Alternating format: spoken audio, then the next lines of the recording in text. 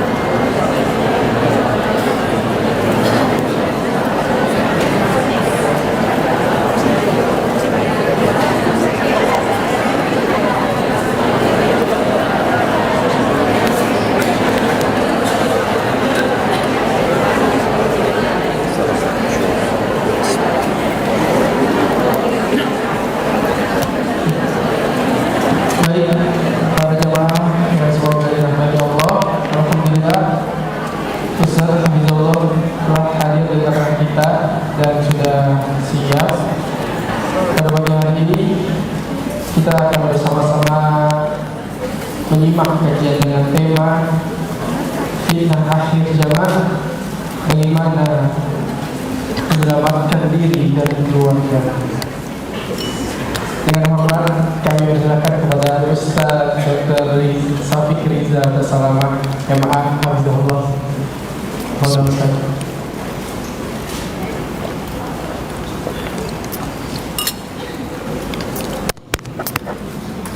Bismillahirrahmanirrahim. Yang saya hormati para asatidzah, para alim ulama, para pengurus Masjid Baitul Hikmah, dan para jamaah yang hadir pada kesempatan kali ini, saya ucapkan Assalamualaikum warahmatullahi wabarakatuh.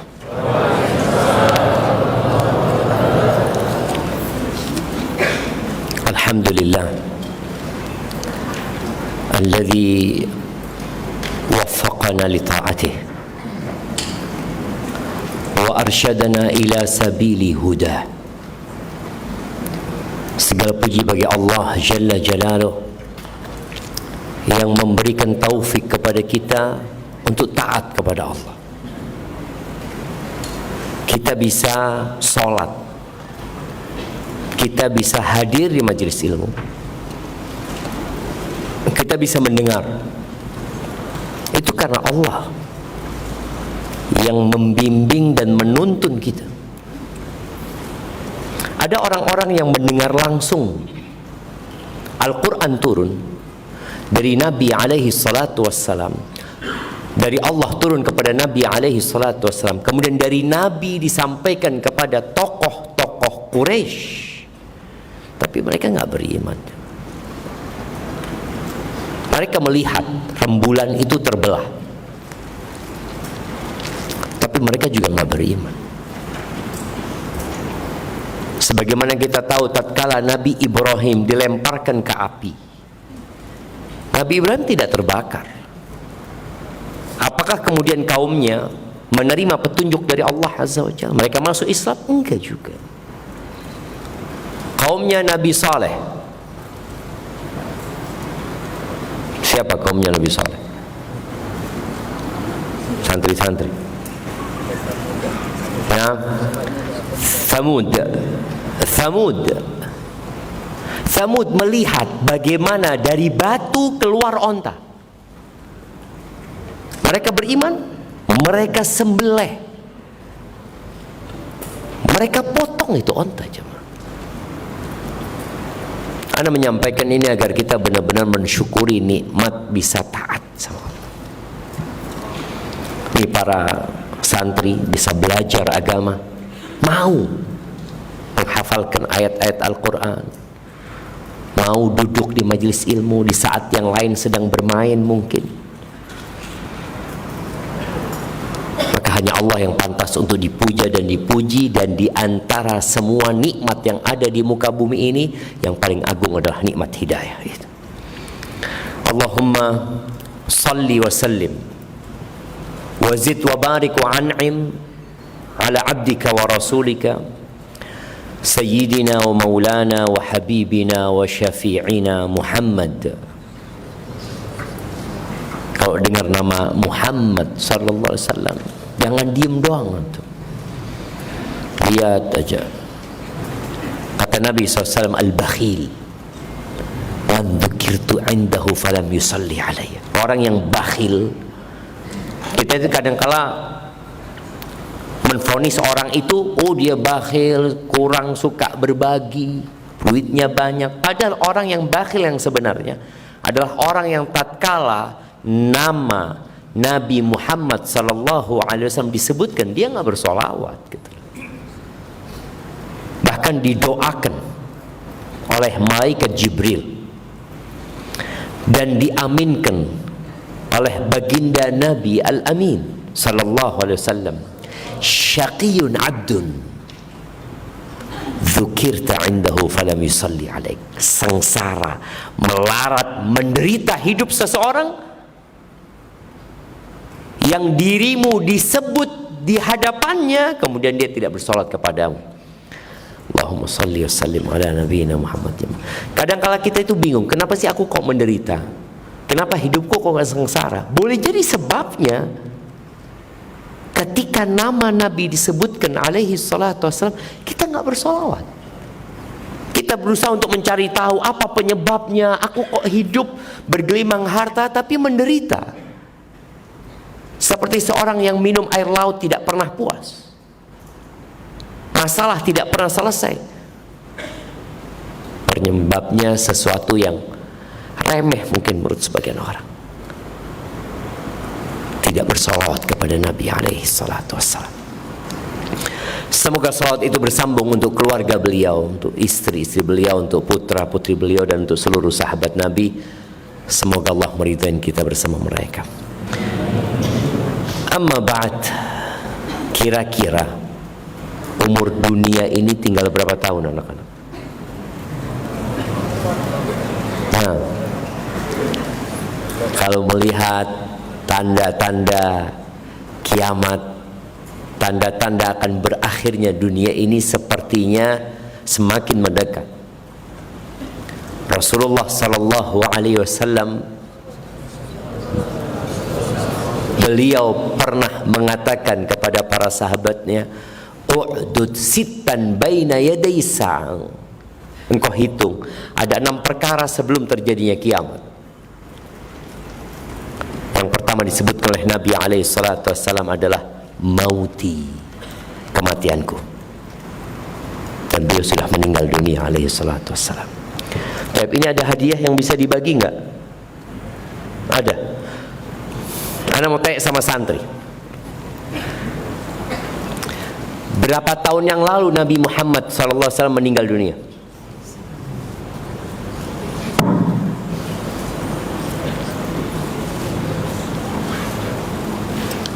Mana hadiahnya? Santri jangan dikasih kaos kaki. Kaos kaki emak-emak lagi kasih ke santri. Gimana? Skincare. Oh, santri kasih skincare. Bisa glowing santrinya. Nah, silakan sebutkan. Mau ngitung nggak apa-apa, tapi nggak boleh nyontek. Nggak boleh ditanya ChatGPT, wala. Benar lah. Nah, santri, Ustaz mau tanya santri.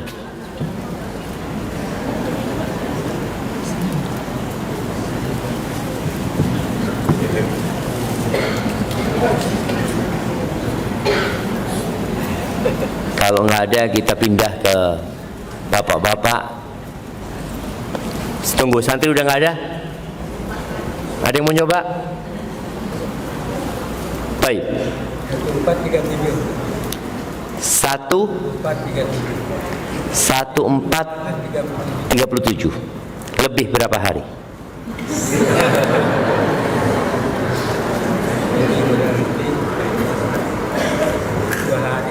Lebih 1 hari. Sahih. Ini bapak-bapak pakai, Masya Allah, nggak apa-apa, nanti semakin muda insya Allah. Rasulullah sallallahu alaihi wasallam meninggal dunia pada tahun 11 Hijriah, tanggal 12 Rabiul Awal. Tanggal 12 Rabiul Awal, sepakat semua menyatakan Nabi alaihi salatu wasallam meninggal dunia sebelum sholat zuhur di hari Senin, tanggal 12 Rabiul Awal.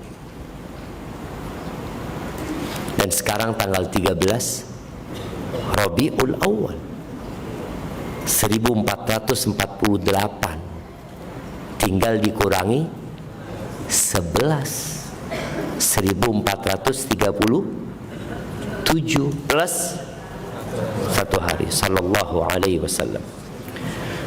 Sudah lama beliau meninggal dunia, dan itu sebagai tanda-tanda kiamat yang harus kita ingat. Setelah beliau meninggal dunia, banyak fitnah yang terjadi. Pernah Umar bin Khattab bertanya kepada salah satu sahabat. Ana mau tanya santri juga. Sahabat ini dikenal penyimpan rahasia.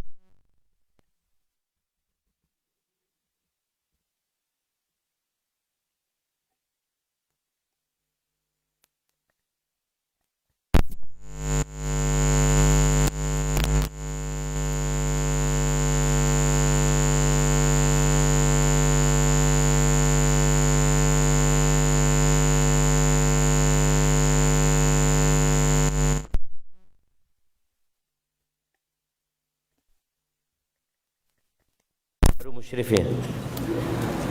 Nah, ibu-ibu jangan rame-rame. Nah, lihat sini santri mulai dengar ada suara. Itu fitnah. Kadang-kala menyesatkan itu. Nah,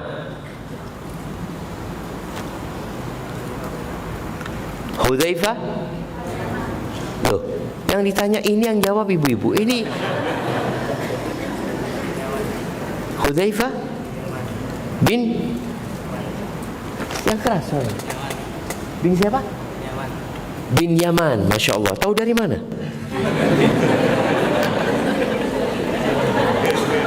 Tahu dari mana Ustaz tanya? Sirah. Bukan dengar-dengar suara ibu-ibu tadi. Ya, kasihkan hadiahnya, masya Allah. Hudzaifah ibn Yaman.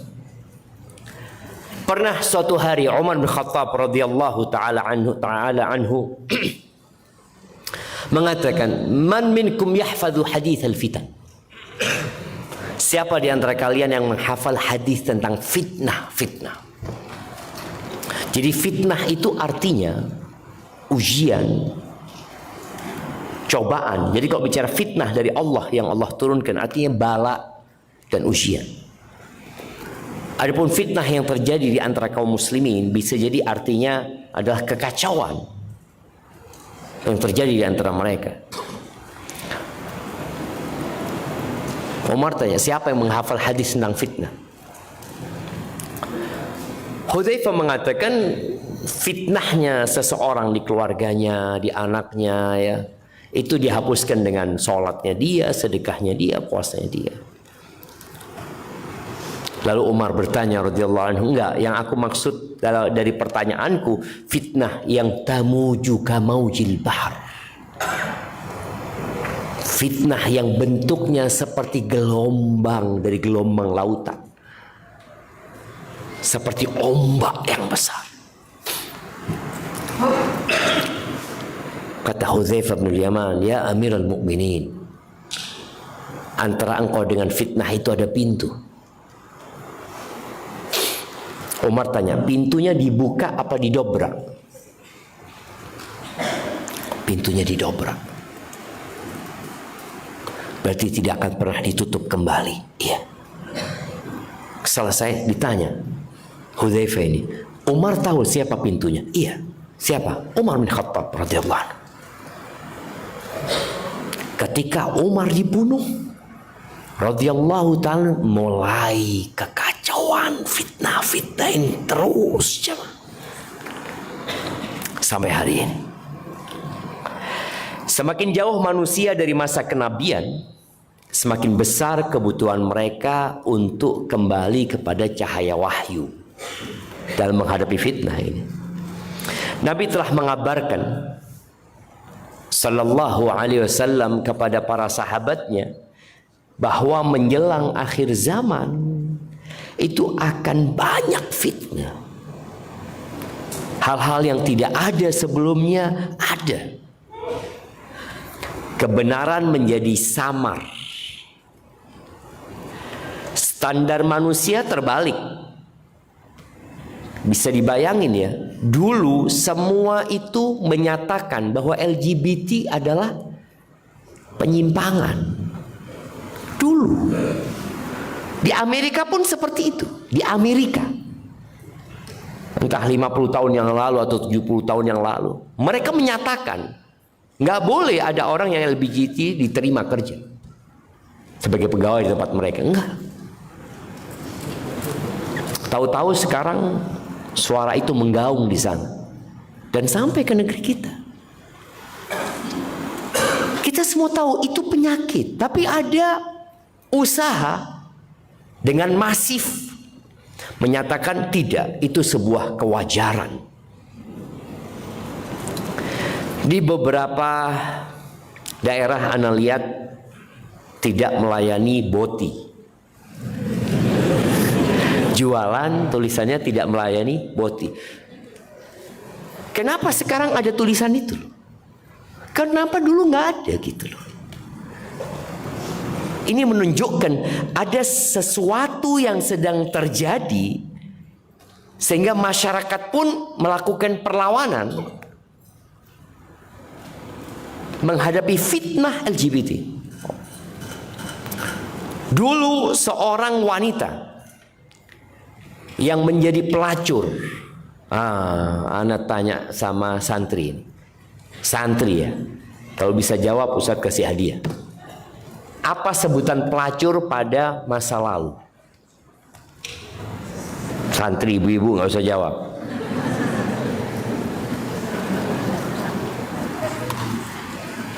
Ana yakin nggak tahu santri. Nggak tahu. Ibu-ibu apa namanya pelacur zaman dulu?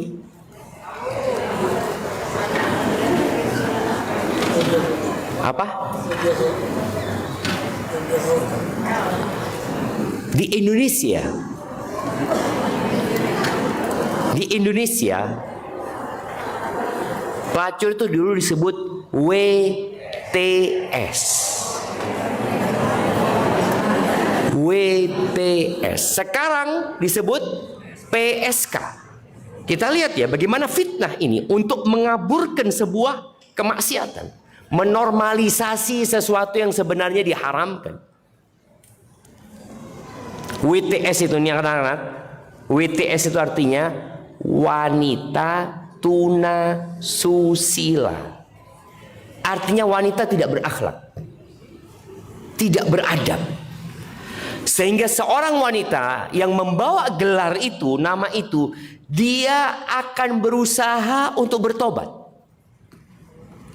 Karena malu dia. Sebutan di masyarakat dia bukan wanita baik-baik. Sekarang disebut PSK, pekerja seks komersil. Sebuah profesi, sebuah pekerjaan. Mungkin kita menganggapnya ini biasa saja. Enggak. Ini fitnah. Kesian jemaah. Kesian sekali kepada seorang yang digelari PSK. Kapan dia akan bertobat? Kalau dia beranggapan, loh saya ini tulang punggung keluarga. Saya pekerja. Anak saya sekolah. Suami saya tidak bertanggung jawab. Ditinggal anak-anaknya. Kemudian dia berpikir saya mau bekerja. Loh, oke, dalam Islam wanita boleh bekerja, tapi syaratnya tidak bertentangan dengan syariat.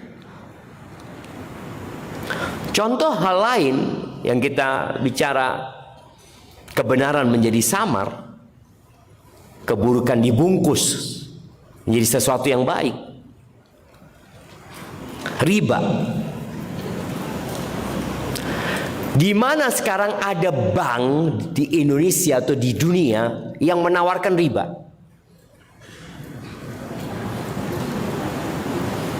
Nggak ada. Yang mereka tawarkan apa? Bunga. Kalau bahasa Inggris apa? Interest. Iya. Kalau bahasa Arab apa? Di Arab nggak ada bank riba juga. Apa yang ditawarkan di Arab?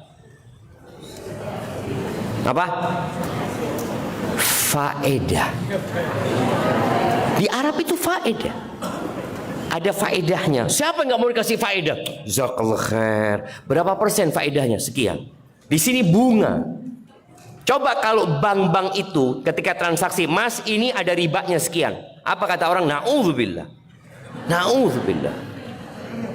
Haram riba itu. Oh ya afwan. Nggak ada riba sekarang. Bunga. Oh iya kalau bunga. Nggak apa-apa lah. Yang penting nggak banyak-banyak. Ini fitnah, jamaah. Fitnah akhir zaman. Standar manusia terbalik. Ibu-ibu sekarang bagaimana menilai suaminya? Standar apa yang dipakai? TikTok, Instagram. Dia jadikan ini, Allah, itu namanya fitnah ya. Ketika suaminya tidak seperti yang di TikTok ini, maka suami nggak soleh, kata dia. Suaminya tidak pernah membawa bunga. Sampai ada konten-konten TikTok tuh yang istri maksa bikin konten seakan-akan suaminya kasih bunga. Jadi istri yang beli bunga dikasihkan ke suaminya, engkau kasihkan ke aku. Baru pasang kamera dia. Supaya Na'udzubillah. Hadhi fitnah. Dan di hadis Nabi SAW menyebutkan sebelum hari kiamat ada fitnah tadkhulu kulla baitin arabiyyin aw la tad'u baita arabiyyin illa dakhalatu. Ada fitnah yang tidak meninggalkan satu rumah pun kecuali dia akan masuk. Dulu para ulama menafsirkan sesuai dengan zamannya. Oh mungkin ini, mungkin fitnah pembunuhan Utsman, mungkin fitnah Siffin, terus seperti itu. Sekarang sebenarnya ulama mengatakan fitnah itu internet. Anda tidak mengatakan fitnah itu sosmed, tapi internet. Di belantara hutan Papua, Anda nyampe ke sana ngelihat belantara hutan pinggir sungai, itu ada tower-towernya Telkomsel jemaah. Anda ngomong Allahu Akbar. Itu dulu Ustaz. Sekarang Elon Musk buat yang namanya Starlink. Mau kemana jemaah? Dulu orang kalau di laut dia benar-benar bertawakal kepada Allah ini. Sekarang nonton di tengah laut karena pakai Starlink sudah. Fitnah di mana-mana jemaah. Akan masuk dan tidak akan ada yang ditinggal satu rumah. Dulu orang-orang desa, Masya Allah jemaah. Terus yang kita kalau lihat orang desa itu pakaiannya sangat sopan, ini itu. Sekarang ke desa pakaiannya sudah seperti ini anak-anak. Bahkan di antara fitnah di akhir zaman ini adanya orang-orang yang tidak layak berbicara tentang urusan umat justru tampil menjadi rujukan. Public figur ini. Kalau kita bicara podcast, semua bisa buat podcast. Kok siapa? Wudhu belum benar engkau. Sudah berbicara tentang urusan umat. Ada orang-orang yang nggak layak berbicara tentang urusan umat tapi tampil. Dulu nggak bisa. Yang bisa naik mimbar siapa? Ya orang alim. Yang bisa ngisi kajian ya orang yang berilmu. Sekarang semua orang bisa ngomong, bisa komentar, bisa buat acara. Bisa nggak santri-santri ini tahu-tahu pulang bikin podcast, yuk bismillah bikin podcast antara aku dengan engkau. Apa yang kita bicarakan? MBG. Ini anak-anak dapat MBG nggak? Kok nggak dapat MBG mereka? Apa urusannya? Semua berbicara sekarang. Memang di antara tanda-tanda kiamat itu intisyarul qalam. Tersebarnya pena. Semua orang bisa nulis. Emak-emak yang dulu hatam Quran tiap hari 1 juz, gara-gara bisa nulis dia sibuk dengan teman-temannya di grup ya ini dan itu. Intisyarul qalam. Maka berkaitan dengan munculnya public figure, konten kreator yang memunculkan dirinya atau dimunculkan padahal dia tidak berkompeten untuk bicara tentang urusan umat, itu fitnah. Seorang yang alim menyampaikan sebuah pernyataan yang nonton cuma 10 orang, 1000 orang. Ini konten kreator yang subhanallah hafalan Al-Qur'annya cuma trikul. Kalau hafal, dia bicara tentang urusan umat yang nonton jutaan. Bayangin. Bagaimana tidak jadi fitnah? Anak santri siapa yang jadi followernya Ronaldo? Kita kadang-kala menjadikan mereka sebagai contoh. Itu fitnah lagi jawab. Rasulullah sallallahu alaihi wasallam bersabda, sayati 'alan nasi sanawatun khadda'a. Akan datang kepada manusia tahun-tahun yang penuh dengan tipu daya. Akan datang. Apa yang terjadi di masa yang penuh dengan tipu daya tadi? Di mana standar terbalik, kebenaran menjadi samar. Yusaddaqu fihal kadhib. Di masa itu pendusta dipercaya. Dia berdusta, dia bohong, tapi karena dia omongkan terus, ya tampil terus di media sosial, akhirnya jadi sebuah kebenaran. Pendusta dipercaya. Wa yukadzabu fiha shadiq. Yang jujur dianggap berdusta. Akan datang masa itu. Wa yu'tamanu fiha al-kha'in. Pengkhianat dikasih amanah. Pengkhianat dikasih amanah. Orang yang amanah dianggap berkhianat. Pahlawan dianggap pecundang. Pecundang diangkat menjadi pahlawan. Ya gimana kalau pecundang digadang-gadang sebagai pahlawan, orang akan niru dia, akan mencontoh dia. Dan na'udzubillah, benar-benar satu hal yang Korea. Apa hubungan kita sama Korea? Korea itu kita udah merdeka, alhamdulillah kita udah merdeka 81 tahun yang lalu. Tapi ternyata penjajahan itu tidak harus dengan senjata. Sekarang orang menjajah negeri lain dengan konten, dengan media. Korut. Korea Utara itu enggak memperbolehkan rakyatnya untuk nonton konten-konten dari Korea Selatan. Mau yang acara joget mereka, lagu mereka, drakor mereka, kalau ketahuan jamaah, berbahaya, akan mendapatkan hukuman.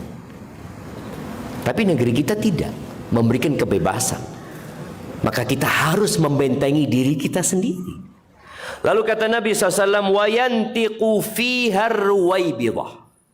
Dan di tahun-tahun yang penuh dengan tipu daya itu akan berbicara ar-ruwaibidah. Punya panggung dia. Dia bisa menyampaikan pendapatnya, ide-ide dia. Dia siapa? Para sahabat bertanya kepada Nabi SAW, wa marwaibidah. Apa yang dimaksud dengan ruwaibidah ya Rasulullah? Alaihissalatu wassalam, ar-rajulut tafi fi amril ammah. Orang yang remeh. Riwayat lain ar-rajulul fasiq. Orang yang pendosa. Pendosa ini orang. Riwayat katakan ar-rajulus safi, orang yang bodoh berbicara tentang urusan umat. Seakan-akan datang untuk memberikan solusi. Orang yang nggak punya ilmu, gimana dia akan berbagi ilmu? Kalau bicara ngomong, siapa yang nggak bisa ngomong? Dari dulu kita tahu. Nggak tahu anak-anak santri ini. Tong kosong nyaring bunyinya. Apa artinya?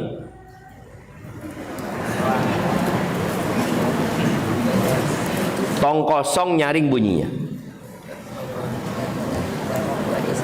Banyak ngomong nggak ada isinya, kasih hadiahnya.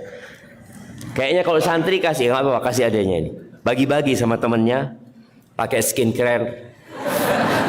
Santri. Ahibati fillah. Jadi kita melihat bagaimana munculnya tokoh-tokoh atau yang ditokohkan atau yang diidolakan oleh masyarakat, oleh banyak orang. Sebenarnya dia adalah tadi, imma dia orang bodoh, imma dia orang remeh, imma dia orang fasik. Tapi apa saja yang dia omongkan, ya akan didengar. Pernah ngelihat orang-orang yang ditanya kata-kata hari ini, Insya Allah, siapa orang ini gitu loh. Engkau minta kata-kata hari ini, siapa dia? Oh, ini orang yang bijak Ustaz. Alhamdulillah dia hafal Quran 30 juz. Dan dia menyampaikan, oh memang orang berilmu, pantas diminta kata-kata hari ini. Tapi kalau diminta kata-kata hari ini, ya Allah jamaah, ada streamer namanya, streamer yang streaming berhari-hari itu. Nah, iya, maraton. Di Indonesia ini ada yang penontonnya ratusan ribu, jutaan jamaah. Kalau nggak salah namanya siapa? Reza Arab. Ya, bukan dia atau bukan dia. Anda nggak tahu. Anda takut salah nyebutkan nama. Iya, dia. Yang dia berhari-hari, dia datangkan perempuan, dia minum, dia tidur 24 jam jamaah. 24 jam.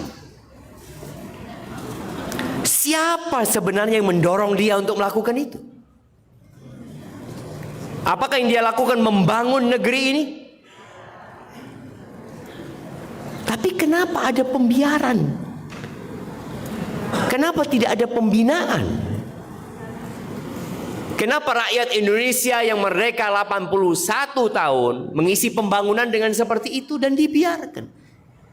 Tadi tontonan-tontonan yang ada, apakah itu membuat kita semakin maju? Tidak. Ahibatibillah, ujian itu hadir, fitnah itu hadir, memang sebagai filter agar tampak siapa yang benar-benar beriman dan siapa yang pura-pura beriman. Allah Azza wa Jalla berfirman di surat Al-Ankabut, ya, ayat 2 dan 3. Ayat 1 mungkin alif lam mim. Allah mengatakan ahasiban nas ayyutraku ayyaqulu amanna wahum la yuftanun. Allah mengatakan, apakah manusia mengira dengan mereka menyatakan kami beriman, saya muslim, saya umat Islam, lalu mereka tidak difitnah?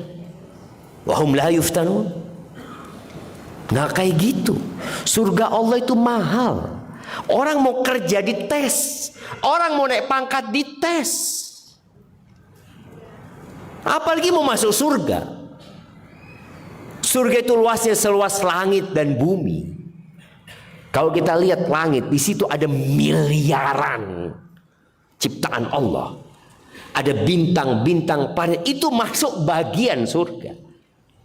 Dunia ini yang kita lihat sekarang diperebutkan oleh 8 miliar manusia. Orang yang paling kaya, ya tidak sekaya yang kalau orang itu menguasai Indonesia. Siapa orang paling kaya? Elon Musk katanya. Berapa? Apa sudah ganti? Masih Elon Musk? Berapa fulusnya Elon Musk? Nah, berapa jamaah? Berapa? 8.000 triliun. Kayaknya informasi lama itu, Bang. Anda ngelihat beberapa waktu lalu sudah 17.000 triliun. Gak usah mikirin antum. Antum bisa bayangin itu 17.000 triliun punya Elon Musk. 2 rakaat sebelum subuh lebih baik dari semua fulusnya Elon Musk. Tapi kita merasa, oh nggak mungkin ada bisa seperti Elon Musk. Sholat 2 rakaat sebelum subuh. Antum keluar subuh, habis sholat subuh, alhamdulillah, hari ini aku lebih kaya dari Elon Musk. Kok bisa? Aku sholat tadi sunnah. Itu yang sunnah. Gimana wajibnya? Kalau sunnahnya aja lebih baik dari dunia dan isi. Dunia ini remeh, jemaah. Makanya tadi Allah turunkan ujian agar tampak siapa yang benar-benar beriman dan siapa yang pura-pura beriman. Walaqad fatanna alladzina min qablihim. Kata Allah, kami telah memberikan fitnah, ujian, cobaan kepada orang-orang sebelum mereka. Fala ya'lamannallahu alladzina sadaqu wa la ya'lamannal kadzibin. Maka Allah pasti pasti menampakkan siapa orang-orang yang benar-benar beriman dan siapa yang pura-pura selama ini. Orang itu kalau lagi ada pembagian hadiah atau santunan atau tunjangan, semua bisa datang. Tapi ketika pembagian tugas untuk kerja bakti, gotong royong, banyak yang izin, afwan, ana lagi ada acara.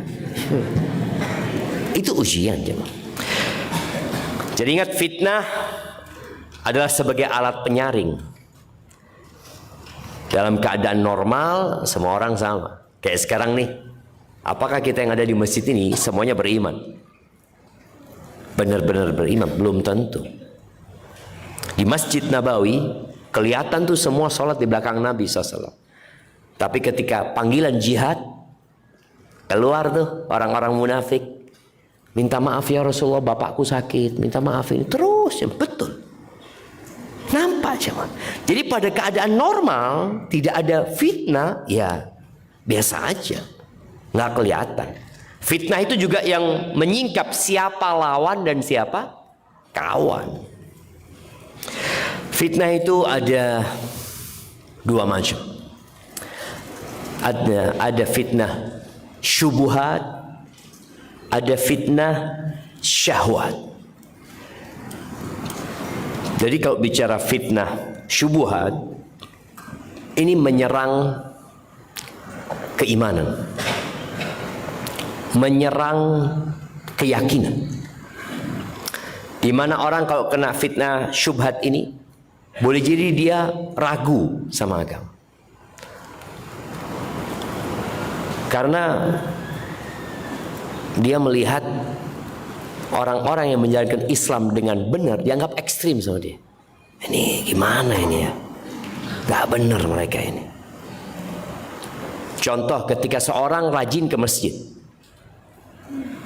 tiap hari ke masjid, ada yang menganggap, lu ini gimana sih? Cukup di rumah, ngapain kau ke masjid? Sah kok sholat di rumah? Lu iya, tapi dipanggil sama Allah.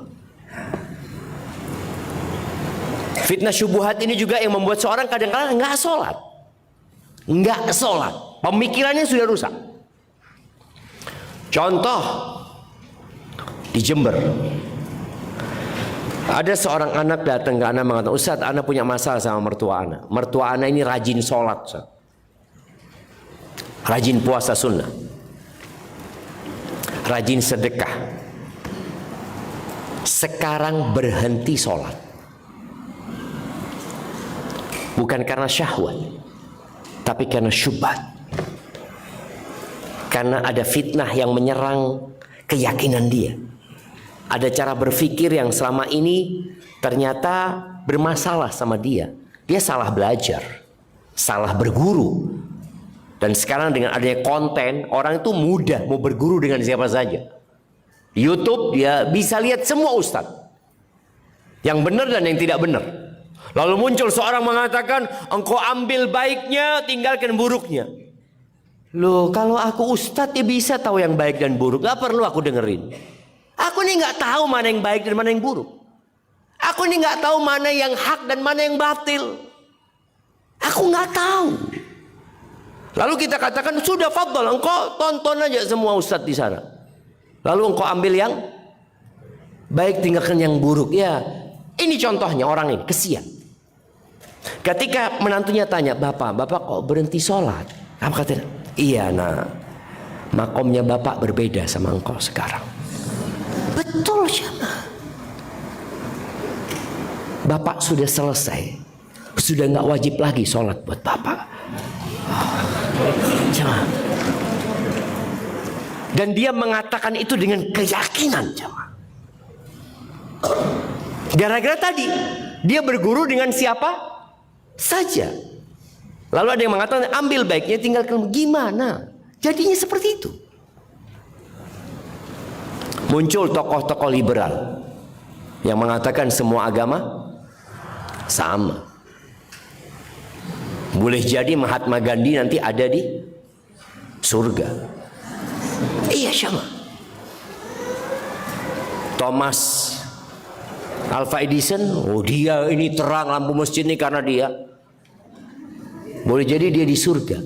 Kok bisa kita bagi-bagi surga? Punya siapa surga itu? Ketika Allah membuat sebuah keputusan, semua yang mati di atas kekafiran, ya neraka tempatnya.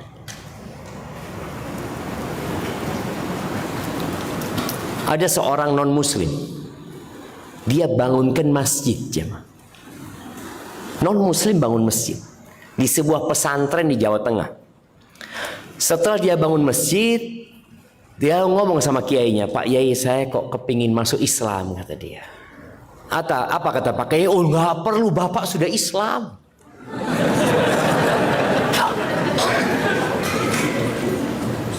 Karena kelompok orang-orang liberal itu bagaimana menyatakan Islam itu ada yang pakai I-nya besar, ada yang I-nya kecil. Mulai dia goreng, enggak, yang penting berserah diri kepada Allah, sudah selesai.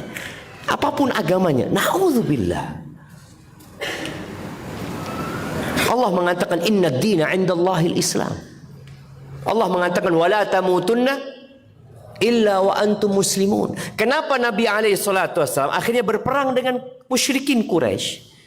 Kenapa berperang dengan orang-orang Romawi, orang-orang Persia? Kalau mereka Islam, kenapa diperangi? Kalau kita mengatakan enggak. Tadi fitnah syubhat ini menakutkan. Contohnya LGBT. LGBT ini fitnahnya awalnya fitnah syahwat. Fitnah syahwat. Ada orang mungkin dia tergoda syahwatnya, akhirnya na'udzubillah dia melakukan sodomi, ini itu. Dia terfitnah syahwatnya, dia sakit dia. Lalu syubhatnya datang. Bagaimana dia membenarkan perbuatannya? Dicari dalil. Dan ada ketemu dalilnya. Ana membaca seorang profesor tafsir wanita pertama di Indonesia. Dia sebagai guru besar di salah satu kampus ternama di Indonesia ini. Ana baca tulisan dia. Bagaimana dia menyatakan bahwasanya LGBT itu nggak apa-apa. Yang nggak boleh itu adanya unsur pemaksaan. Kalau suka sama suka, ya bebas. Na'udzubillah. Ini syubhat. Orang yang awalnya mau tobat jadi nggak tobat. Kalau kena syubhat sudah selesai. Jadi ada juga yang ya memiliki pemikiran Allah bisa menyatu dengan dirinya. Na'udzubillah min dzalik ya. Jadi melawan fitnah syubhat ini caranya adalah dengan ilmu dan wahyu. Mau nggak mau kita harus belajar dan tidak salah belajar. Oh kan sekarang ada AI, Ustaz. Apakah bisa kita bertanya kepada AI? Bisa nggak? Ya harus melakukan cek kebenarannya. Karena AI ini mesin. AI ini tidak punya tanggung jawab apa-apa di hadapan Allah. Beda kalau kita tanya sama ustadz, dan ustadz ngasih fatwa yang salah sama kita, maka ustadz itu tanggung jawab. Tapi kalau AI, nanti dituntut kok hari kiamat. Ada. Dia tidak mengimani semua yang dia sampaikan. Nggak ada. AI itu tidak bisa memahami Islam. Kecuali Islam sebagai sebuah data buat dia. Data yang terkumpul kemudian nanti menyimpulkan sesuatu, hukum bisa benar yang dia simpulkan, bisa jadi salah. Tergantung data yang terkumpul di sana. Kalau ternyata data-data di situ yang terkumpul adalah data-data Islam yang menyimpang,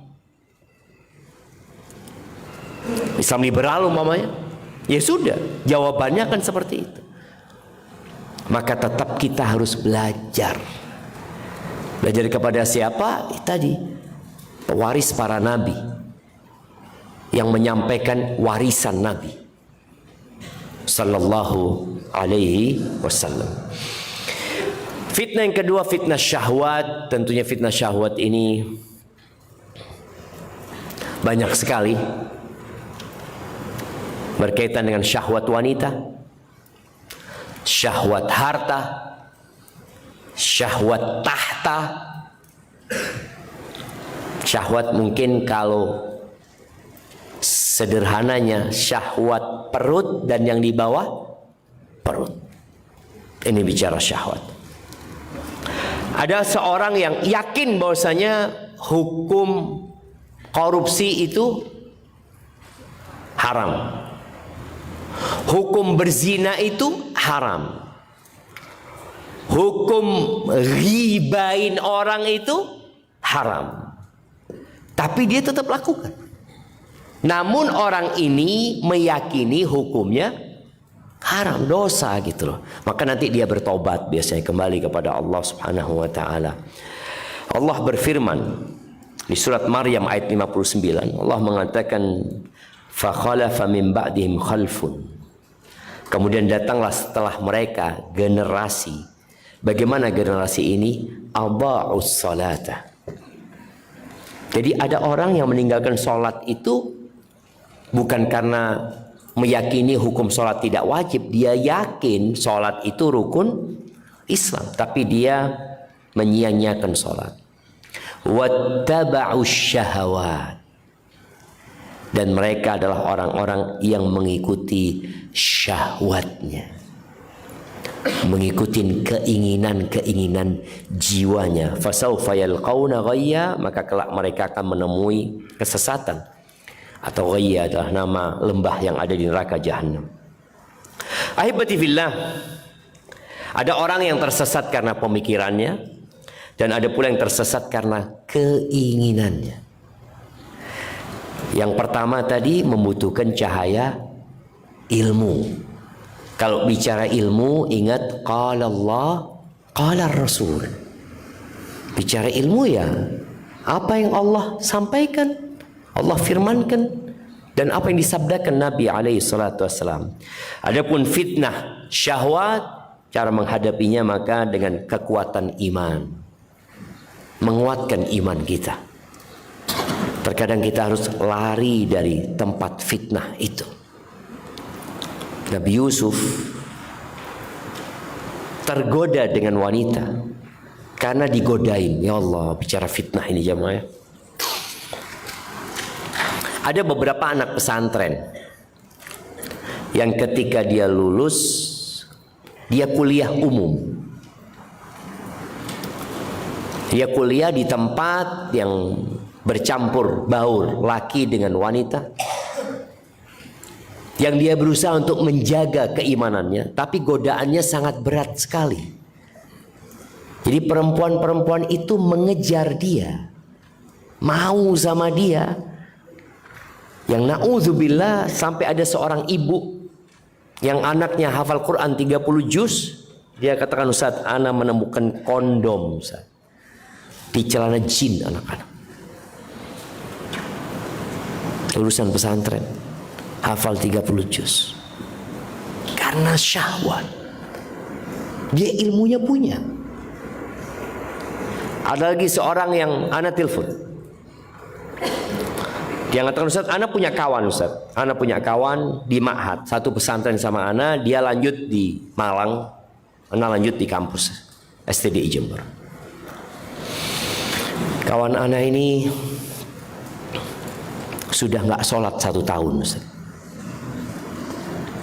Lulus pesantren hafal 30 juz Al-Quran, udah nggak sholat. Karena apa? Karena fitnah syahwat.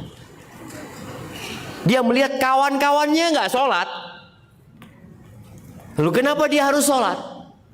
Capek, lelah. Tapi setelah setahun kemudian dia ingin tobat. Nah, disinilah orang yang terkena fitnah syahwat itu harapan tobatnya besar. Tapi kalau fitnah syubhat, seperti orang-orang kafir, orang-orang musyrikin, mereka nggak beriman. Dikasih penjelasan nggak mau dia, karena mereka meyakini bahwa ajaran yang diikutin adalah ajaran yang benar. Jadi menghadapi fitnah syahwat ini ya perlu menguatkan iman,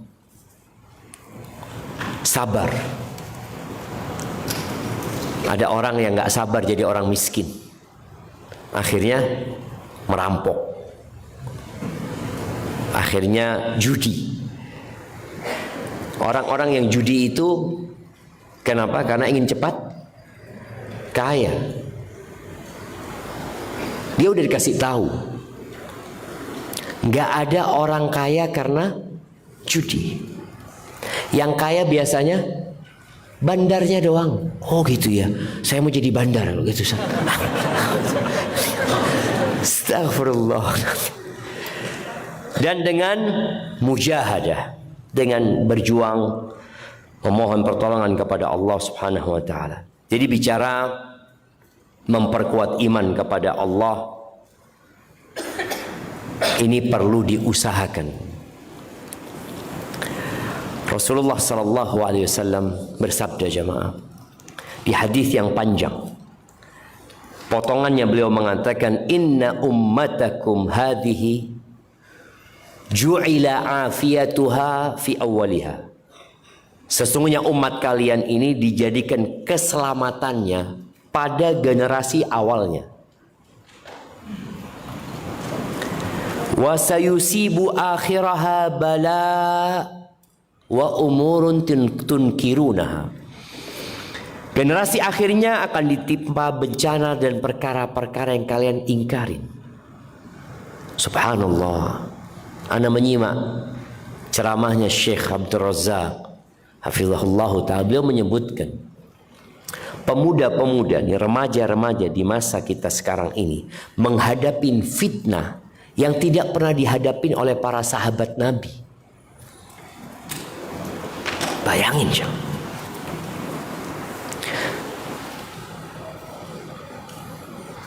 Dulu nggak ada televisi.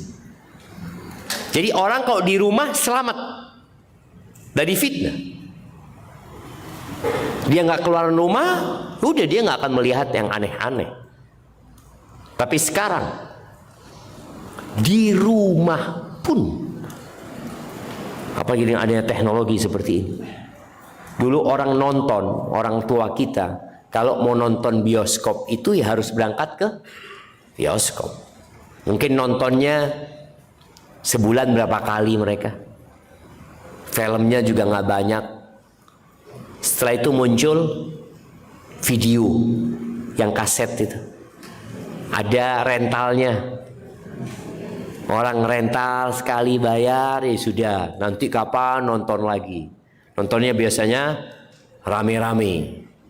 Kemudian muncul VCD. Tetap harus pakai alat, harus pakai layar televisi. Muncul DVD. Kemudian muncul komputer ini. Kemudian muncul HP. Yang di HP ini orang bisa nonton berapa jam? 24 jam. 24 jam.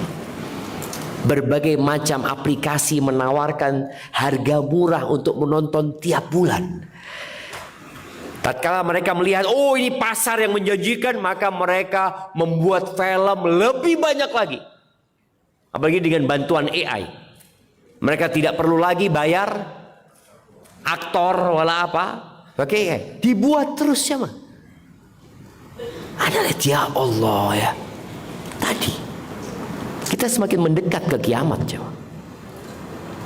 Akhir umat ini akan ditimpa dengan bala dan urusan-urusan yang kalian mengingkarinya. Lalu beliau mengatakan wataji'u fitnatun fayuraqiqu ba'daha ba'dha. Akan datang satu fitnah sehingga fitnah yang satu membuat fitnah sebelumnya terasa ringan. Tadi ada contohkan. Ketika bicara bioskop, waduh apaan nih? Terus muncul televisi, apaan nih? Muncul parabola dulu jamaah. Orang ya Allah parabola ini Ustaz banyak maksiatnya Ustaz ini itu. Terus ternyata fitnah yang sebelumnya itu lebih ringan daripada yang dihadapin oleh sekarang.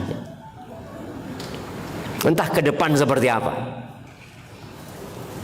Ana pernah baca berita adanya manusia-manusia yang menikah sama robot. Nauzubillah. Dibuat robot-robot yang cantik yang sebelumnya nggak ada ya. Lalu kata Nabi SAW, fayaqulul mu'min hadhihi muhlakati. Datang sebuah fitnah, lalu seorang mukmin mengatakan, inilah yang akan membinasakanku, fitnah ini. Thummatan kashif. Tahu fitnah itu masih membuat dia bertahan. Datang fitnah lagi mengatakan, kayaknya ini akan membinasakan aku. Terus tiap fitnah itu bertumpuk-tumpuk. Bicara HP. Dulu HP itu hanya buat, sebelum ada HP itu ada yang namanya pager. Pager ya. Itu hanya tulisan jemaah. Dan memang bermanfaat. Artinya hadirnya itu full manfaat. Lalu muncul HP. Alhamdulillah adanya HP, ya kita bisa berkomunikasi. Kalau dulu namanya SMS-nya, anak-anak nggak tahu. SMS itu kita bayar per satu kali kirim. Lebih satu huruf bayarnya double. Kita itu ngitung jemaah, kalau sudah kekirim ternyata 160 huruf ya. Ternyata 161, ya Allah. Fulus ada jemaah. Jadi kita komunikasi sama orang itu jarang, ngomong itu masih seperlunya. Bahkan disingkat-singkat. Yang namanya Assalamualaikum sudah nggak bener nyingkatnya. ASS, nggak. WRWB, karena kita ngitungnya fulus ini. Sekarang orang bisa ngobrol, bisa apa, bisa video call. Dulu ada orang yang berzina dengan telepon. Ketika sudah mulai ya telepon ya, biasanya anak kalau beli koran itu kadang-kala ada bagian khusus yang apa tulisannya hotline. Iya, hotline. Betul, Anda takut salah jemaah. Anda itu nggak pernah tahu apa itu. Kemudian ada yang cerita, Ustadz itu oh gitu. Lalu kemarin kejadian mungkin 1 bulan yang lalu. Ada yang menyampaikan kepada Anda, Ustadz tahu VCS. Anda tidak tahu, Anda ngomong apa itu? Oh, mereka berzina dengan video call, Ustadz. Kalau dulu telepon saja, telepon itu sudah parah. Tadi katakan, oh ini bikin orang rusak ini tuh. Sekarang muncul yang kemarin itu nggak ada apa-apanya. Yang kemarin tadi Nabi SAW mengatakan, ketika mukmin terkena fitnah, hadhihi muhlakati, tahu-tahu ternyata ada yang lebih parah lagi. Nanti datang yang lebih parah, terus seperti itu jemaah. Kata Nabi SAW, faman ahabba an yuzahzaha 'anil nar wa yudkhalal jannah. Barang siapa yang ingin dijauhkan dari api neraka, dimasukkan ke surga, falta'tihi maniyatuhu wa huwa yu'min billahi wal yaumil akhir. Hendaklah dia mati dalam kondisi beriman kepada Allah dan hari akhir. Ini tauhid harus kuat, dan keimanan pada hari akhir harus menjadi motivasi kita. Kenapa kita meninggalkan fitnah-fitnah? Capek, lelah, naam, tapi harus dihadapi. Ini hablum minallahnya dengan cara dia menguatkan keimanan kepada Allah dan hari akhir. Lalu bagaimana dengan urusan sama manusia? Wal ya'ti ilan nas alladhi yuhibbu an yu'ta ilaih. Hendaklah dia menghadapi manusia, menyikapi manusia seperti dia ingin disikapi oleh manusia. Karena dengan kondisi fitnah yang ada sekarang, banyak orang jadi nggak bergaul, mudah sakit hati, baperan, dikit-dikit healing. Kita kapan healing dulu jemaah? Yang seumuran mana healing? Mungkin healingnya kita itu ketika lulus SD itu ada rekreasi, dan rekreasi itu nabung dari kelas 1 sampai kelas 6 untuk proses mendapatkan healing itu jemaah. Sekarang dikit-dikit healing. Waduh, nggak benar. Padahal mereka hiburan semakin banyak, tapi hiburan itu menjadi fitnah. Maka tadi kuatkan iman kepada Allah dan hari akhir, karena banyak orang menjual agamanya ketika dunia terasa lebih nyata daripada akhirat. Nabi SAW berkata kepada para sahabatnya, badiru bil a'mal fitanan ka qita'il lailil mudlim.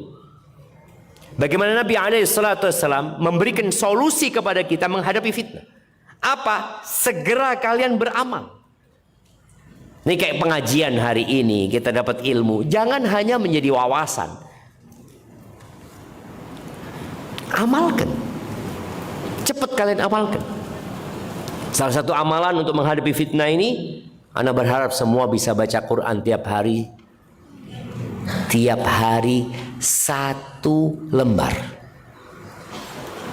Minimal. 1 lembar sama artinya. Berat apa mudah jemaah? Kalau kita membaca Al-Quran tiap hari 1 lembar dengan artinya, kapan kita khatam?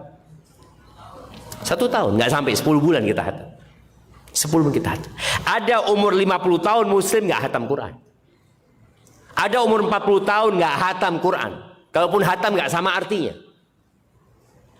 Lu kok ngapain dalam hidup ini gitu loh? Fitnah semakin dahsyat, tapi sikapmu tetap ya memandang kepada dunia lebih nyata, lebih enak. Maka Nabi SAW menyuruh kita segera beramal. Fitanan kaqita'il lailil mudlim. Sebelum datang, ini perintah kepada para sahabat Nabi radhiyallahu taala anhu.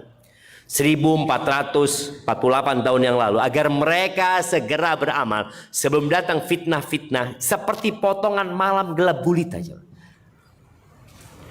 Jadi ketika malam gelap gulita, nggak ada lampu, nggak ada cahaya, kira-kira bagaimana kita berjalan?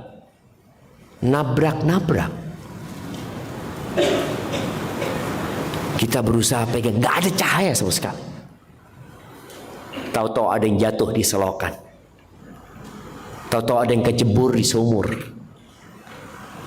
Tahu-tahu ada yang jatuh di tangga. Tahu-tahu ada yang pingsan karena dia menabrak pintu. Ada banyak hal yang terjadi ketika datang fitnah seperti potongan malam gelap gulita. Antum nggak punya cahaya. Tapi kalau antum beramal dapat cahaya. Sehingga kita saat datang itu fitnah, kita udah punya pegangan. Kata Nabi SAW, yusbihur rajulu mu'minan wa yumsi kafiran. Pada saat fitnah itu datang, orang ini pagi harinya masih muslim, sore harinya sudah kafir. Sore harinya beriman, paginya sudah kafir. Kenapa? Yabi'u dinahu bi'aradin minad dunya. Dia menjual agamanya demi mendapatkan sedikit kesenangan dunia. Kalau antum ditawarin untuk jadi kafir, dikasih uang 10 triliun, kira-kira goyah enggak iman seseorang? Wah, jangan 10 triliun Ustaz. Sahih sama. Ini benar yang disabdakan Rasul sallallahu alaihi wasallam. Beliau mengatakan yabi'u dinahu. Dia menjual, ditukar agamanya dengan sedikit kesenangan dunia. Na'udzubillah min dzalik. Maka yang kedua, setelah tadi menguatkan keimanan, salah satu cara menguatkan keimanan ziarah kubur ya, supaya ingat akhirat gitu coba. Walaupun kadangkala ada orang-orang yang na'udzubillah ya, main judi di kuburannya. Iya coba. Karena dilihat kuburan ini tempat paling ditinggalkan manusia, akhirnya mereka main judinya. Na'udzubillah. Ziarah kubur. untuk menguatkan keimanan kita. Lalu datanglah ke tempat-tempat bencana. Sekarang ini Masya Allah, dengan adanya teknologi, antum bisa nonton. Apa yang ditonton? Bagaimana tatkala Allah hendak menghancurkan satu tempat.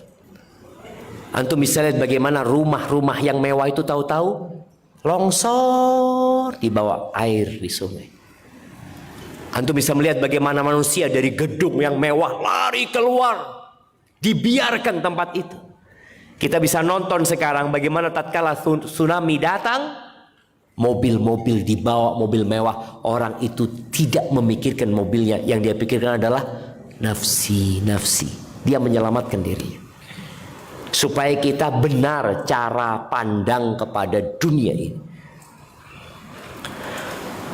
Kemudian berpegang teguh dengan Al-Quran. Tadi kita sampaikan, berusaha untuk membaca Al-Quran. Kita nggak perlu bingung, pedomannya sudah ada. Orang kadangkala beli barang baru, dia umpamanya, anak kemarin ada yang ngasih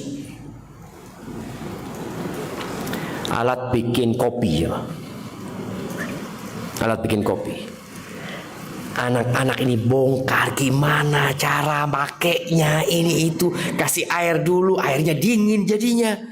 Terus anak ngomong sama mereka, ya dibacalah sama anak-anak, kan ada buku panduannya. Oh iya, kurang jelas buku panduannya. Kadang-kala kita baca tapi nggak paham. Anak ngomong, coba lihat, mungkin ada videonya. Oh, ada ternyata videonya. Subhanallah. Dan Allah turunkan buku panduan dan dipraktekkan sama Nabi Muhammad SAW. Jadi kita nggak perlu repot lagi. Kalau kita baca Quran, ya Allah, gimana cara pengamalannya? Kayak aqimus sholat, dirikanlah sholat. Gimana caranya sholat? Apa ada dalam Al-Quran bahwa saya sholat subuh itu 2 rakaat? Nggak ada. Mana nggak mau mengikutin sunnah karena ada hadis-hadis yang dhaif. Loh iya, tapi kan ada yang sahih.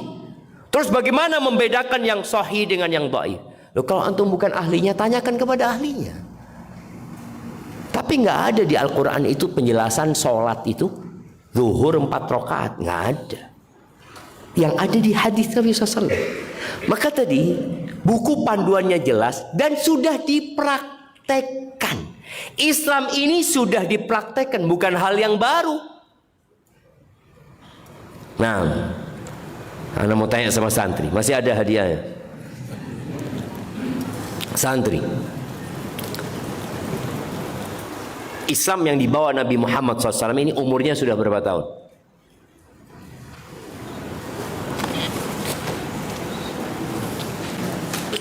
Bismillah.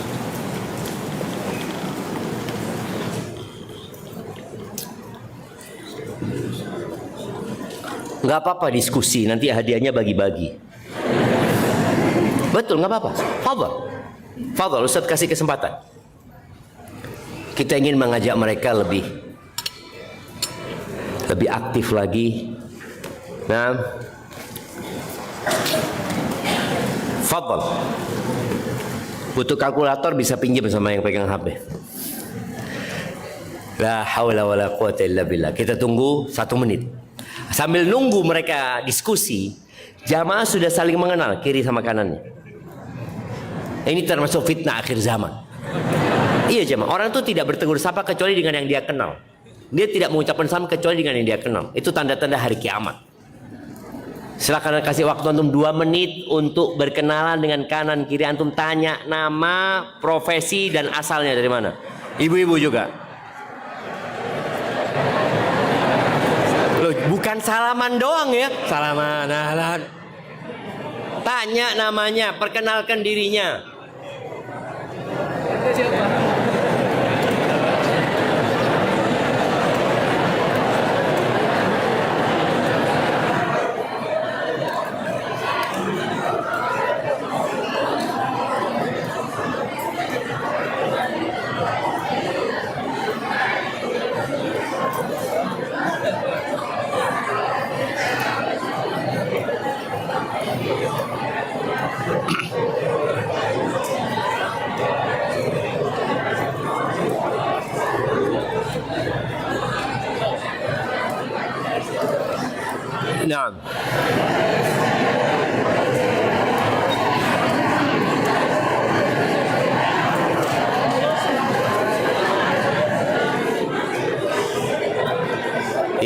30 detik lagi. Yang paling banyak kenalan barunya anak kasih hadiah ntar lagi. Baru ya, orang baru.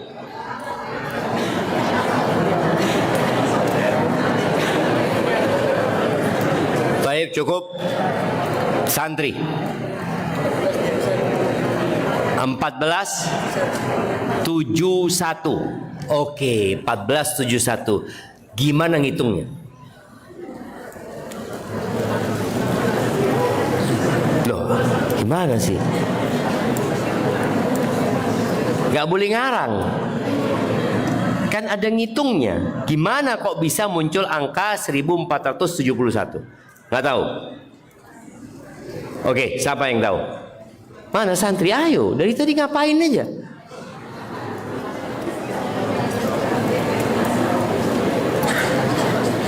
Nah, oke, kalau nggak ada kita kasih hadiah buat ibu-ibu.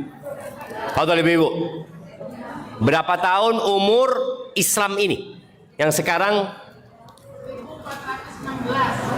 1416. Ngitungnya gimana? Kok Masehi? Kita Hijriah ngitungnya. Tunggu, kita dengarkan ibu-ibu ini satu-satu ya. Oke, 1416 kayaknya kurang tepat. 1461. Gimana ngitungnya?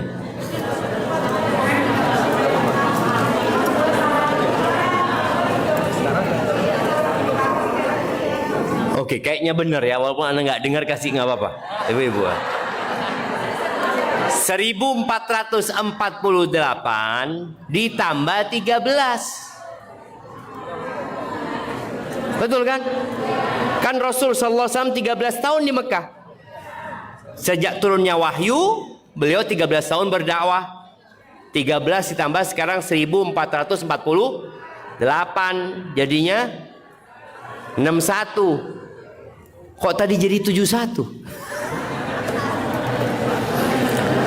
Taib, artinya sudah dipraktekkan. Ternyata memang Al-Quran dan Sunnah ini itulah jalan keselamatan, pedoman hidup. Rasul Sallallahu Alaihi Wasallam diperintahkan oleh Allah di surat Al-An'am ayat 153, Allah mengatakan, wa anna hadha sirati mustaqiman fattabi'uh wa la tattabi'us subula fatafarraqa bikum an sabilih dzalikum wassaqum bihi la'allakum tattaqun. Ini Allah mengatakan, dan sungguh inilah jalanku yang lurus, kalian ikutin. Diperintahkan untuk mengikuti, nggak usah bingung mikir. Jadi orang yang paling dicintai Allah itu bukan orang yang pintar. Ini anak-anak santri. Orang yang paling dicintai oleh bos pimpinan di sebuah perusahaan itu bukan orang yang pintar. Dan yang dicintai Allah bukan orang yang pintar, tapi orang yang paling nurut. Orang yang paling patuh. Apa gunanya pintar kalau pintar nipu? Kalau nggak nurut, nggak taat, nggak patuh, nggak ada gunanya. Kepintarannya malah digunakan untuk menipu atasannya. Maka Allah mengatakan, wa anna hadza sirati mustaqiman fattabi, kalian ikutin aja sudah. Wa la tattabi'us subul, jangan mengikuti jalan-jalan yang lain, lorong-lorong lain. Fatafarraqa bikum an sabili, kalian akan cerai-berai, meninggalkan jalan Allah Azza wa Jalla. Dzalikum wasaqum bihi la'allakum tattaqun. Itu wasiat dari Allah buat kalian agar kalian bertakwa kepada Allah Subhanahu wa taala. Dan Nabi alaihi salatu wasallam menyebutkan, fa innahu man ya'ish minkum ba'di, yang hidup setelah aku mati, maka dia akan mendapati banyak perbedaan, banyak perselisihan, banyak khilaf. Maka kadangkala umat itu bingung. Ustadz ini ngomong boleh, ustadz ini ngomong nggak boleh. Ada ustadz ngomong nggak apa-apa riba katanya ustadz, yang penting banyak sedekah. Loh iya cuma Ada orang-orang yang mendapatkan fatwa, dia anak tanya, anak bertahan di bank konvensional 10 tahun Ustaz. Karena anak dapat fatwa dari seorang ustadz mengatakan, nggak apa-apa, yang penting antum banyak sedekah. Bayangin. Satu mengatakan nggak boleh, mau banyak mau sedikit haram. Engkau kalau sedekah dari hasil riba ya sama aja, nggak diterima sama Allah. Innallaha thayyibun la yaqbalu illa thayyiban. Allah maha baik, Allah tidak terima kecuali yang baik. Orang sedekah dari hasil korupsi diterima? Ya enggak juga, walaupun dia sedekah. Dia bingung nih, satu mengatakan boleh, satu mengatakan nggak boleh. Solusinya Nabi alaihissalatu wassalam mengatakan, fa'alaikum bisunnati. Ketika kalian melihat banyak perselisihan perbedaan, maka berpegang teguhlah dengan sunnahku, dengan ajaranku. Tadi Islam ini dengan Al-Quran dan sudah dipraktekkan oleh Nabi SAW. Bagaimana Nabi SAW bersama para sahabatnya, lalu dilanjutkan oleh para tabi'in, para tabi'ut tabi'in, bagaimana mereka mempraktekkan Islam. Kita ini semakin jauh dari zaman Nabi SAW. Dan sungai semakin jauh dari mata airnya, semakin keruh. Kalau engkau ingin cari yang bersih, ya harus ke mata air. Paling tidak kita mendekat ke sana. Nabi SAW mengatakan, fa'alaikum bisunnati wa sunnatil khulafa'ir rasyidin al-mahdiyyin min ba'di. Ikutin sunnah-sunnah para khalifah-khalifah setelah aku yang mendapatkan petunjuk. Tamassaku biha, berpegang teguhlah dengannya. Addu 'alaiha bin nawajid. Nabi menyuruh kita untuk berpegang, suruh pegang. Ternyata nggak cukup dipegang. Orang kalau dipegang bisa lepas, dia panas. Kata Nabi SAW, gigit dengan gigi geraham kalian. Jadi ujung talinya di gigi kita. Tangan kita memegang. Artinya kalau kita ditarik, yang akan lepas adalah nyawa kita. Sampai mati kita berpegang teguh dengan sunnah Nabi SAW. Wa iyyakum wa muhdatsatil umur. Kalian jauhilah perkara-perkara yang baru dalam urusan agama ini. Dalam urusan agama, bukan dunia. Dalam urusan agama, hal-hal yang baru, baik itu pemikiran, baik itu mungkin ibadah yang baru. Alhamdulillah Ustaz, anak ini bertobat kepada Allah SWT. Di Masjid Baitul Hikmah kita adakan sholat subuh 7 rakaat sekarang Ustaz, supaya lebih dihapuskan dosanya. Bagus nggak? Selama ini cuma 2. Itu mah orang-orang nggak niat akhirat 2 itu Ustaz. Baitul Hikmah 7 rakaat. Nggak boleh siapa? Emangnya ada larangannya Ustaz? Loh, Islam ini udah dipraktekkan, nggak usah repot-repot engkau. Kalau engkau mau mikir, mau berinovasi, bikin mobil, bikin HP, bikin urusan dunia, kata Nabi SAW, antum a'lamu bi umuri dunyakum. Dunia kalian lebih ngerti. Silahkan. Tapi urusan agama berpegang teguhlah. Hati-hati dengan perkara-perkara yang baru dalam urusan agama ini. Orang bikin puasa, alhamdulillah Ustaz. Kita insya Allah sudah mengajak umat Islam Indonesia tanggal 17 Agustus menjadi hari puasa. Waduh,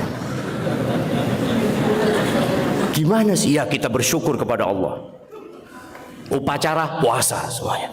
Waduh, enggak, artinya di dalam urusan agama udahlah, nggak usah ruwet, nggak usah banyak diskusi. Ikutin. Selamat pasti selamat. Orang yang ikut Nabi SAW, terakhir dia ketemu Nabi SAW. Tapi yang ikut fulan dan fulan belum tentu ketemu Nabi SAW. Belum tentu. Tapi kalau antum ikut Rasul SAW, selamat. Ikutin para sahabatnya bagaimana mereka memahami agama ini. Kemudian perkara-perkara yang samar. Tadi dengan adanya AI, antum mungkin bertanya, antum mungkin nonton, macam-macam. Maka tolong kembali kepada para ulama. Perlu ada verifikasi dari informasi yang kita dapat. AI mengatakan, ini contoh ya, AI itu nggak paham kecuali dengan data yang ada. pernah datang kepada Abdullah bin Abbas radhiyallahu anhu seorang laki-laki yang mengatakan, hal lil qatili taubah? Apakah orang yang membunuh masih diterima tobatnya? Kalau antum tanya sama AI, antum akan dapatkan diterima tobatnya.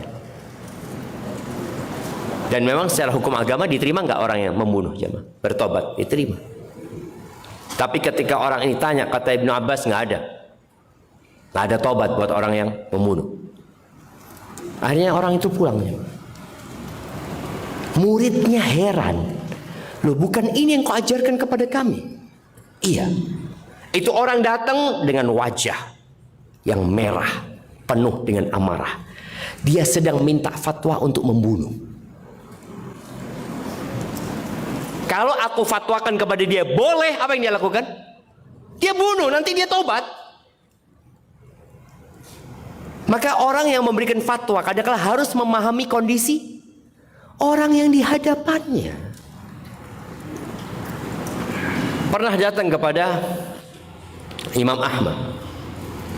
Orangnya mengatakan, wahai Imam, ayahku nyuruh aku menceraikan istriku. Kata Imam, jangan kau ceraikan istrimu. Kayaknya Imam tahu bagaimana bapaknya orang ini dan bagaimana istrinya. Loh, waktu itu Umar menyuruh putranya menceraikan istrinya dan diceraikan. Disuruh Nabi untuk menceraikan. Iya, sampai bapakmu seperti Umar. Oh iya, coba. Maka untuk urusan-urusan agama tanya. Jangan sampai menjadikan AI ini sebagai alat bantu saja. Alat bantu. Bukan alat penentu. Bantuin, oh ini coba Anda tanya apa benar seperti ini. Jadi ketika antum tanya ke AI, lalu antum screenshot kirim ke Ustadz, Anda dapat jawaban seperti ini Ustadz. Gimana Ustadz? Karena kita nggak tahu kedepannya AI seperti apa, nggak tahu. Semakin fitnah itu akan semakin besar. Jadi bertanya kepada yang berilmu, Allah mengatakan fas'alu ahla dzikri in kuntum la ta'lamun.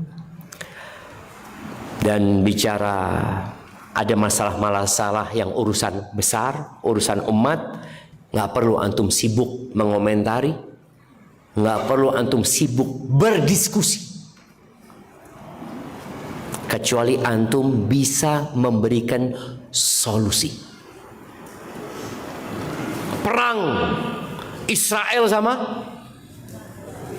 Iran, kejadian itu kalau nggak salah Ramadan ya, itu Idul Fitri, semua diskusi. Menurut ana, loh antum siapa menurut antum? Antum siapa? Terus apa gunanya? Kalau debat sama temennya ini gak ada gunanya gitu. Nah, ana insya Allah kalau sudah ada solusinya, ana akan telepon Raja Saudi. Waduh. Jadi hal-hal yang menyangkut urusan orang banyak, kebijakan-kebijakan yang berdampak kepada publik, baik berkaitan dengan keamanan, ketakutan, itu kita nggak boleh bermudah-mudah men-share.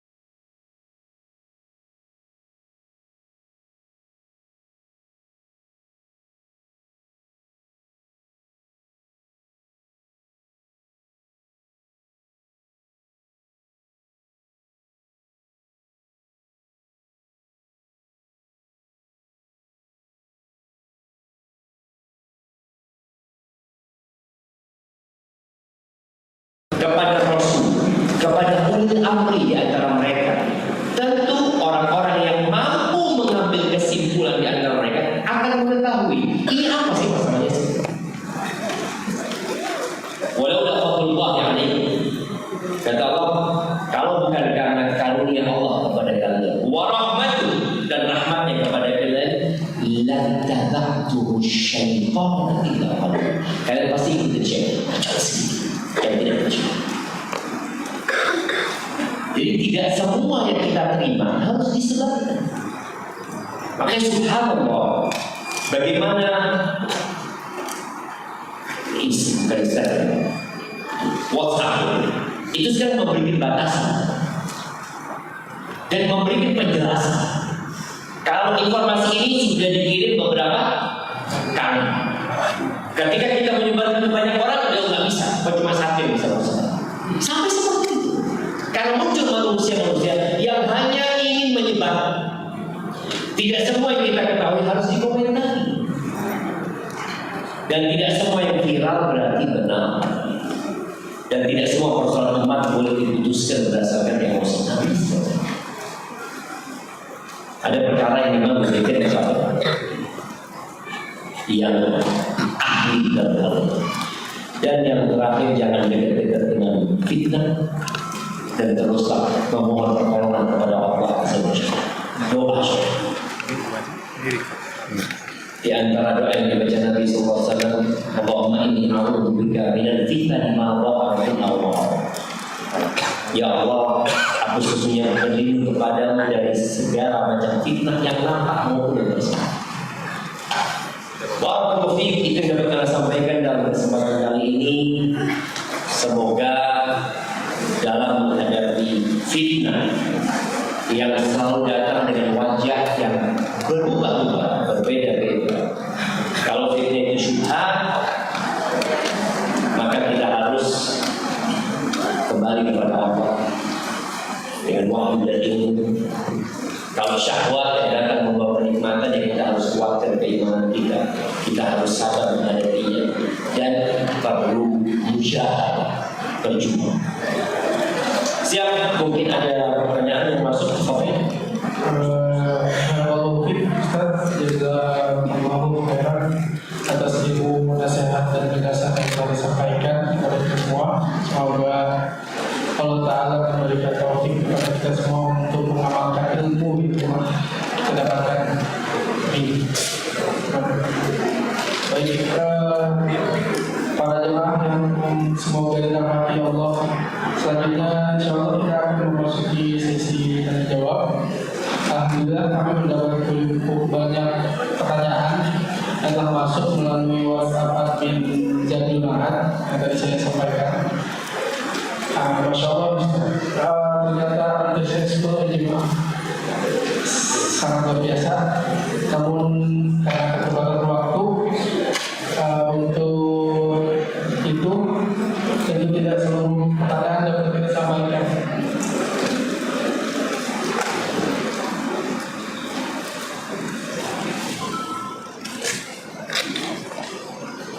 Pertanyaan pertama,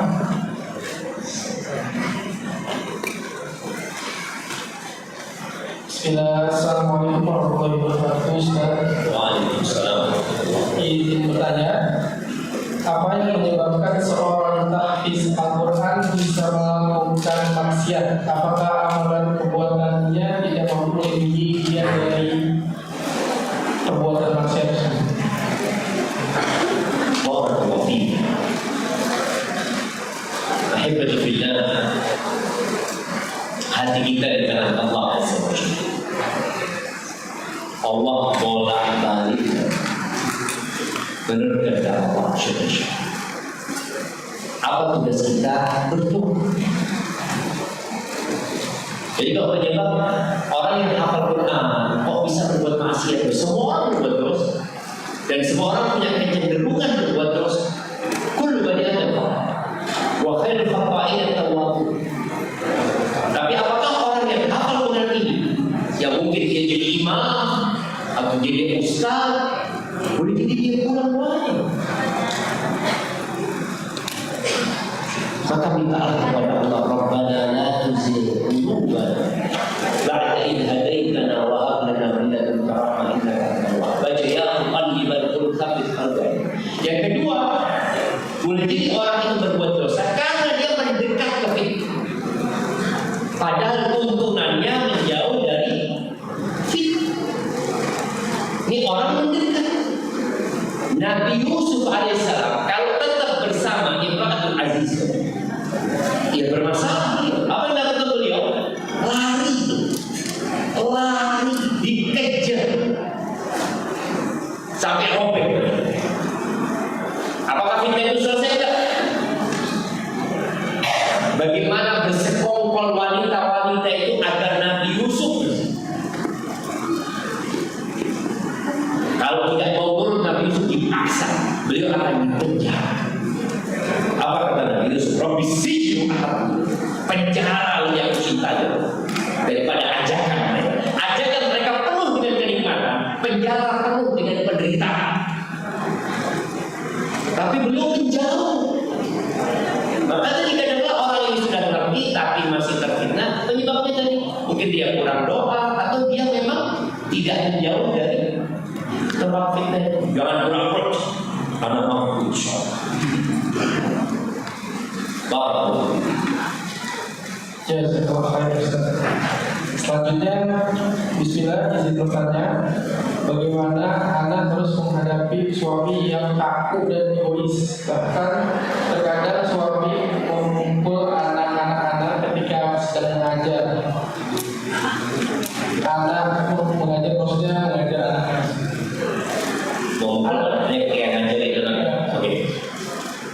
Ada berkali-kali mengajak untuk konsultasi ke konsultan pernikahan atau ustaz yang menurut beliau cocok, tapi suami anak tidak mau. Sebaiknya apa yang harus anak lakukan?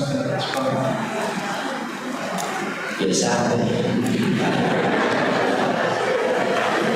itu nikmat. Umar mengatakan wajadna khaira 'aishina bis-sabr. Kami mendapatkan hidup itu jadi indah buat kami dengan sabar. Dan kami kan perlu perbaikan suami Ustaz. Nah, bagaimana cara istri memperbaiki suami yang kondisinya seperti ini? Maka hendaklah dimamah dengan mama suamimu sudah dengan semua kekurangan dia sudah. Tapi suami disebutkan suaminya kaku. Bagaimana menyebabkan suami tidak kaku? Emosian, bagaimana suami tidak marah? Bikin suami itu kenyang terus. Ini ada cerita seorang yang bijak. Anda nggak tahu apakah cerita ini sebuah realita atau hanya permisalan belaka. Jadi ada seorang wanita datang kepada seorang guru yang mengatakan seperti tadi, suamiku ya Allah temperamen, suka marah, emosi, nggak nyaman gitu. Kata sang guru yang bijak ini, oke, Pak ini suami jadi benar iya, jadi lembut sama aku, menyenangkan di rumah sama anak-anak. Datangkan kepada aku 3 komisi. 3 komisi. Loh gimana ya? Oh ini suamimu datang ke 3 komisi. Akhirnya dia berangkat ke kebun binatang.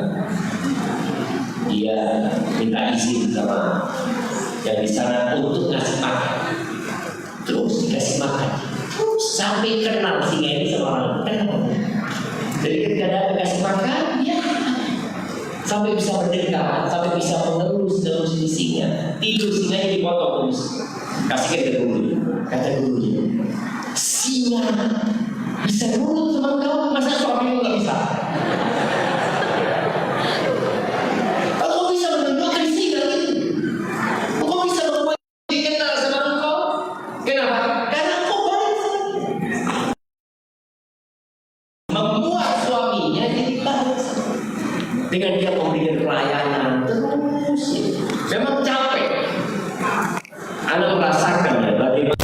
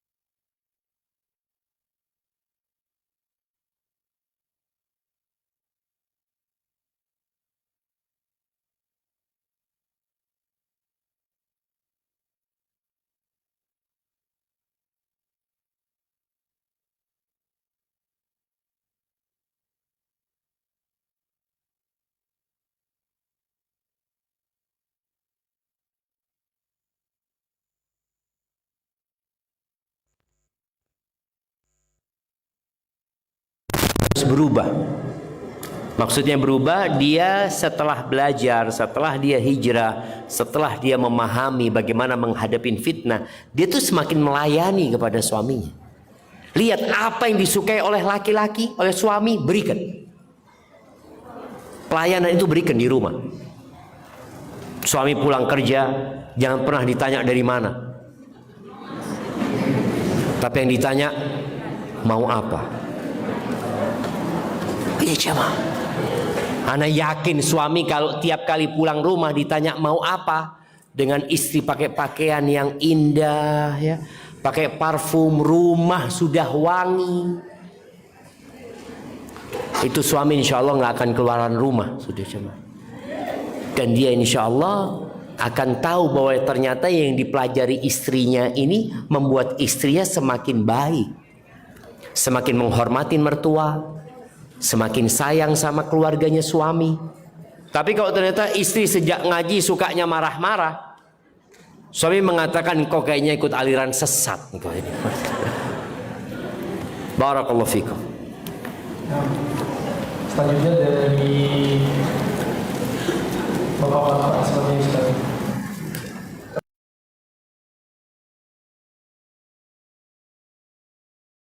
Assalamualaikum Ustaz. Semoga Allah dan mendoakan kita serta doakan kita semua biar masuk surga bersama Ustaz. Kok sama Ustaz? Salah tuh doanya tuh. Masuk surga sama Nabi SAW siapa? Wallahi sahih. Nah, Ana mohon nasihat sekaligus doanya Ustaz. Ana sudah menikah 5 tahun dan qadarullah sedang diuji dengan masalah ekonomi dan dikaruniai anak, mungkin belum dikaruniai anak Ustaz. Istri Ana dahulu belajar di ma'had dan seorang hafizah Al-Quran, namun saat ini istri Ana merasa cukup sulit dalam ketaatan kepada suami dalam perkara ma'ruf dan ibadah. Ana sudah mengajak tahajud, duha dan ibadah bersama, tetapi sering ditolak. Dari awal Ana nikah, dalam kehidupan sehari-hari kita baik-baik dan humoris. Ana tidak pernah marah-marah ke istri. Yang paling berat sudah sekitar 1 tahun Ana tidak berhubungan suami istri karena selalu ditolak, hingga Ana memilih tidak meminta lagi. Ana singkat, mohon doanya, mohon nasihat Ustaz, bagaimana sikap yang benar sebagai suami, apakah penolakan hubungan suami istri selama itu tanpa alasan syar'i termasuk nusyuz, dan bagaimana anak tetap berbakti kepada ibu yang sedih tanpa menjalani istri. Ini sebelumnya ada kasus juga, beliau istrinya hubungannya tidak erat dengan ibunya, ibu mertua. Siap. Nah, barakallahu fikum ya. Ya, bicara masalah ekonomi. Maka seorang ketika tidak memberikan nafkah kepada istrinya, istri itu tidak wajib melayani suami. Ya. Ibu-ibu dengerin ya. Ketika seorang ini bapak-bapak, anak ingin memahamkan, karena kadang-kala ada istilah nusyuz ya, nggak nurut, nggak mau melayani. Kan ada hadis Nabi SAW, Ustaz, ketika seorang wanita, istri diajak oleh suaminya keranjangnya, dia menolak, kemudian suaminya marah, akan dilaknat oleh malaikat sampai pagi. Iya, itu buat suami yang memberikan hak istrinya, nafkah. Ketika suami tidak memberikan nafkah kepada istrinya, itu istri punya beberapa pilihan. Pilihan yang pertama, dia tidak melayani suaminya. Pilihan yang kedua, dia melayani suaminya, tapi nafkah yang seharusnya diberikan tidak diberikan, dia hitung utang. Boleh jadi istri punya uang, istri bekerja, atau dia hitung sedekah. Dia hitung sedekah. Maka di sini istri kalau nggak dikasih nafkah, dia boleh keluar rumah kerja. Suami ngata, jangan keluar engkau kerja. Loh, engkau kasih makan aku, engkau berikan nafkah kepada aku nggak akan keluar. Tapi suami tidak memberikan nafkah, loh gimana dia mau hidup? Dan bicara nafkah ini, kata Allah Azza wa Jalla, yunfiq dzu sa'atin min sa'atih. Yang punya keluasan rezeki ya berikan yang lebih sesuai dengan keluasannya. Yang rezekinya memang sempit, ya udah, engkau berikan sesuai dengan sempitnya rezeki. Jadi ada suami-suami mungkin yang dia kurang semangat kerjanya. Istri mungkin melihat seperti itu dari suaminya. Akhirnya dia merasa suaminya tidak memberikan nafkah. Muncullah istri yang tidak mau melayani tadi. Maka yang perlu engkau perbaiki, yang bertanya ini, bagaimana engkau mendekatkan diri kepada Allah dan kerja yang semangat, memberikan pelayanan kepada istri, sering-sering minta maaf sama istri kalau memang belum bisa memberikan nafkah. Yang akhirnya istri, kan nggak disebutkan dia punya masalah ekonomi, istrinya seperti apa di rumah, boleh jadi istrinya kerja, istrinya yang bayar sewaan rumah, istrinya yang bayar token listrik. Betul ibu-ibu? Betul ibu-ibu.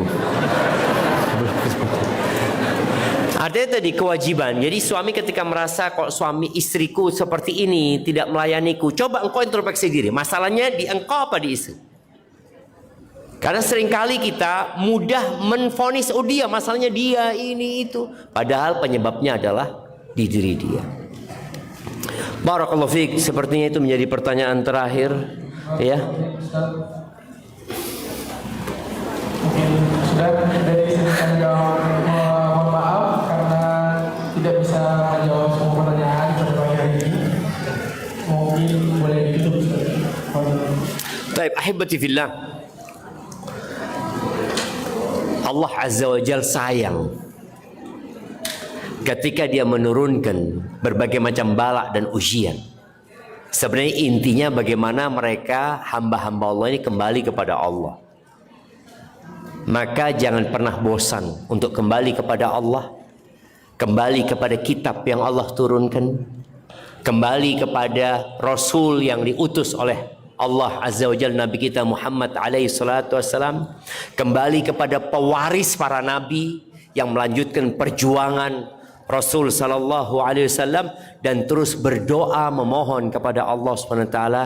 Hidup ini capek, hidup ini melelahkan, meletihkan, tapi kita tahu ada surga yang menanti atau neraka buat orang-orang yang tidak mentaati. Aqulu qawli hadza wa astaghfirullah li wa lakum wa li sa'iril mu'minin wal mu'minat fastaghfiruhu innahu huwal ghafurur rahim. Ana mohon maaf tadi karena banyak yang tidak bisa dijawab, karena ustadznya memang nggak bisa jawab kadangkala, waktunya juga nggak cukup. Semoga di lain waktu kita bisa berjumpa kembali. Wassalamualaikum warahmatullahi wabarakatuh.